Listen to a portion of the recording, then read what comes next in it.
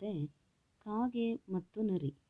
ಒಂದು ದಿನ ಒಂದು ಊರಿನಲ್ಲಿ ಕಾಗೆಯೊಂದು ಹಸಿವಿನಿಂದ ಆಹಾರ ಹುಡುಕುತ್ತಾ ಕಾವ್ ಕಾವ್ ಎಂದು ಹಾರಾಡುತ್ತಿತ್ತು.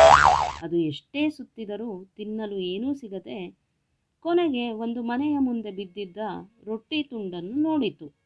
ಅದನ್ನು ಕಂಡು ಕಾಗೆಗೆ ತುಂಬಾ ಸಂತೋಷವಾಯಿತು. ಆ ರೊಟ್ಟಿ ತುಂಡನ್ನು ತನ್ನ ನಕ್ಕಿನಲ್ಲಿ ಹಿಡಿದು ಪಕ್ಕದಲ್ಲಿದ್ದ ಮರದ ಕೊಂಬೆಯ ಮೇಲೆ ಚಂಗೆಂದು ಹಾರಿ ಕುಳಿತಿತು. ಅದೇ ಸಮಯಕ್ಕೆ ಸರಿಯಾಗಿ ಅಲ್ಲೊಂದು ನರಿ ಬಂದಿತು.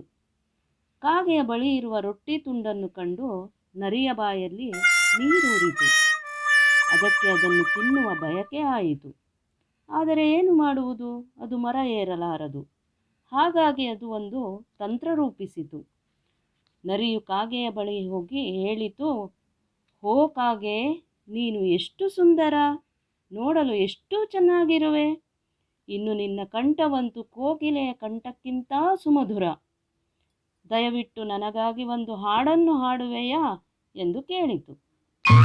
ಅದನ್ನು ಕೇಳಿದ ಕಾಗೆಗೆ ತುಂಬ ಹೆಮ್ಮೆಯಾಯಿತು.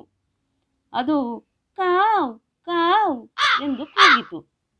ಆ ತಕ್ಷಣವೇ ಅದರ ಬಾಯಲ್ಲಿದ್ದ ರೊಟ್ಟಿ ತುಂಡು ಕೆಳಗೆ ಬಿದ್ದಿತು.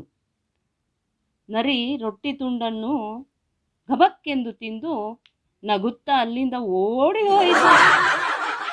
ನೀತಿ ಪಾಠ: ಮೆಚ್ಚುಗೆಯ ಮಾತನ್ನು ಕೇಳಿ ಮೋಸ ಹೋಗಬಾರದು.